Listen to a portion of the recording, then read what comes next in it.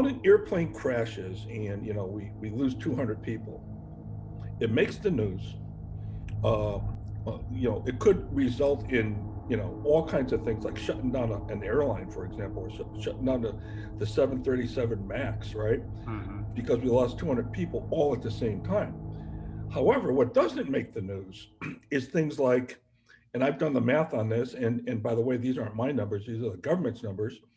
We lose 1,400 people a day in the United States to medical errors and infections in hospitals.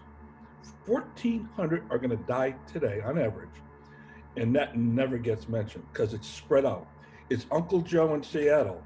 It's Aunt Mary down in Miami. It's all spread out, and so the nobody notices, and it never really reaches the front page of the paper, if you will, when 1,400 people a day died to screw ups. I mean, absolutely screw ups on all kinds of things, right? But the 200 people that died in an airplane, boom, everybody knows about it. Front page we'll talk about for the next 5 days. So that's the analogy I like to make with this, because this is so subtle and Mm-hmm. so blended into the fabric of our organizations that we don't see that big hit, right? And all of a sudden, before you know it, we start accepting stuff like this as normal. In lean, we always talk about identifying the abnormal that you used to consider normal, right? But we then look at something like this and we just all of a sudden just say, that's just the way things are, right?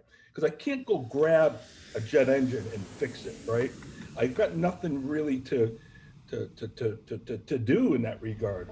That's why what Anthony is doing is giving you the tools, and his company will do that, to actually grab that jet engine, right? And put the fix in place so that this stuff is no longer just kind of part of your fabric of your culture.